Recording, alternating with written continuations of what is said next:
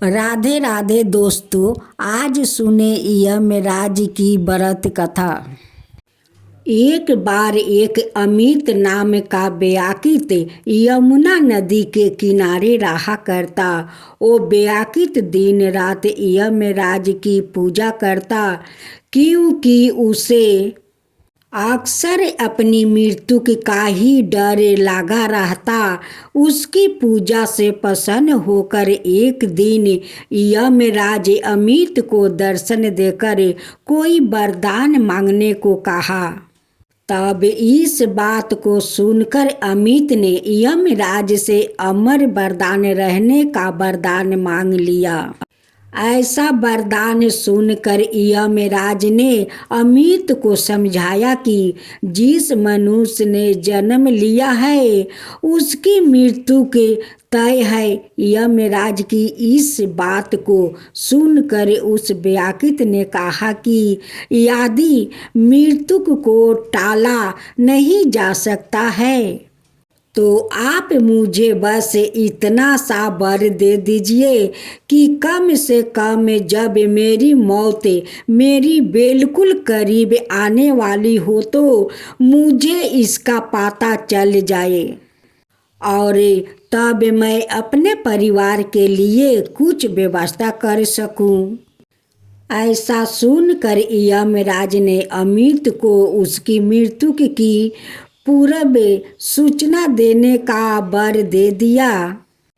इसके बदले में यम ने अमित से भी एक वादा मांगा कि जैसे ही उसे अपनी मृत्यु का संकेत मिले वो इस दुनिया से विदा लेने की तैयारी करना शुरू कर दे। इतना कहने के बाद यम देवता अदृश्य हो गए। ऐसे ही कई बरस निकलते गए और अमित ने यमराज द्वारे दिए वर से भयभीत होकर अब सारी पूजा पाठ छोड़कर विलासितापूर्ण जीवन जीना शुरू कर दिया।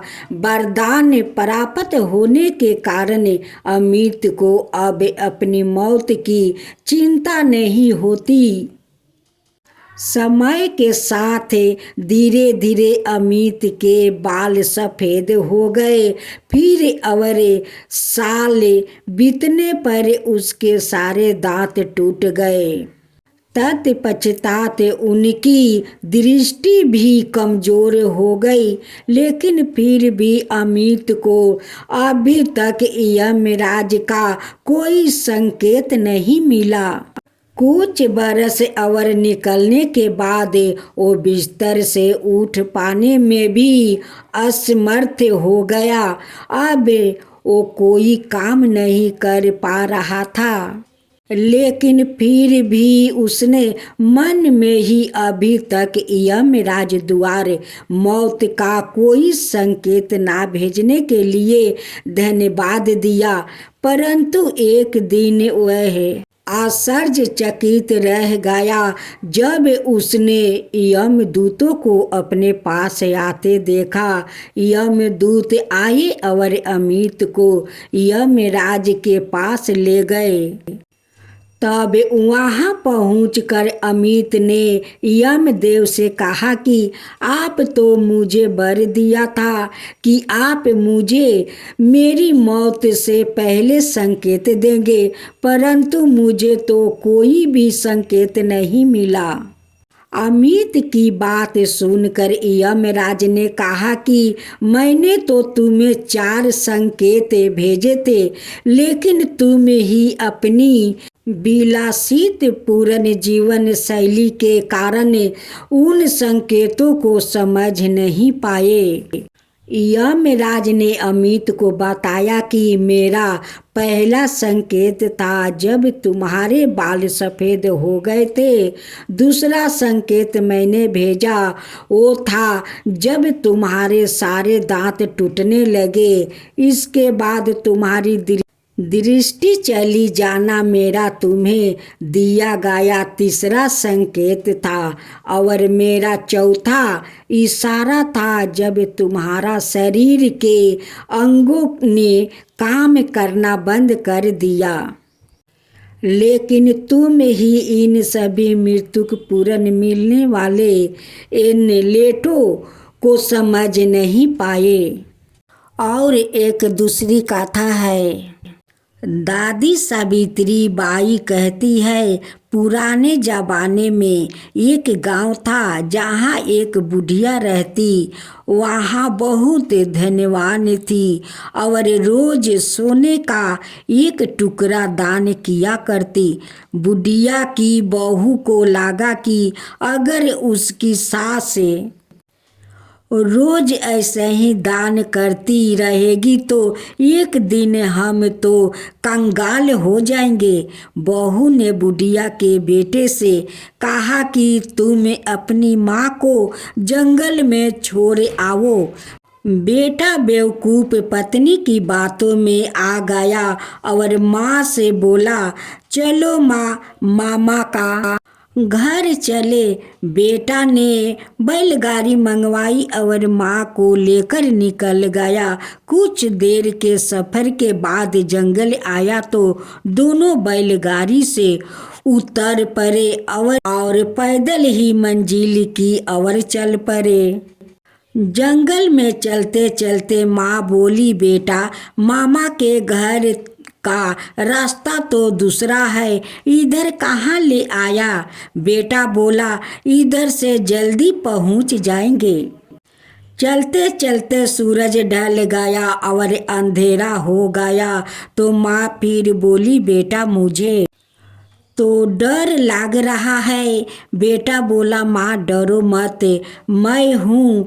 काफ़ी देर चलने के बाद बुढ़िया माँ थक कर एक जगह बैठ गई। थकन की मारी बुढ़िया को बैठते ही नींद आ गई।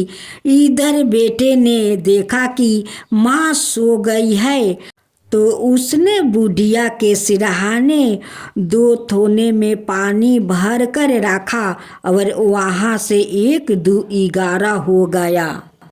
जब नींद टूटा तो बुढ़िया ने करवट ली।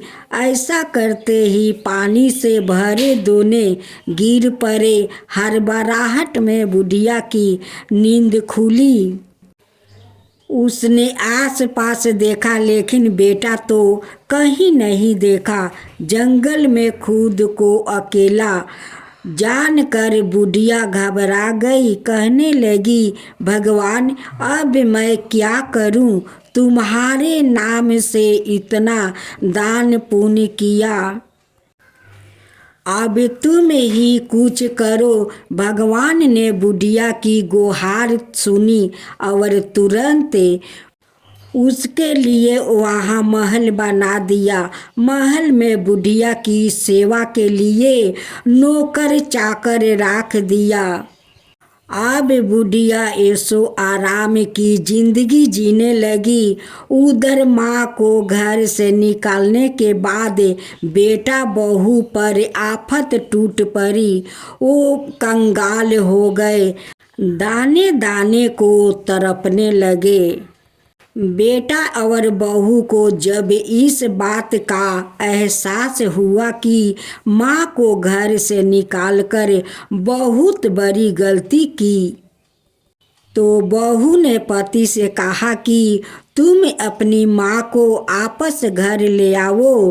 बेटा जंगल में उसी स्थान पर जब पहुँचा तो वहाँ उसने देखा कि माँ महल के बाहर झूलुए पर झूल रही है।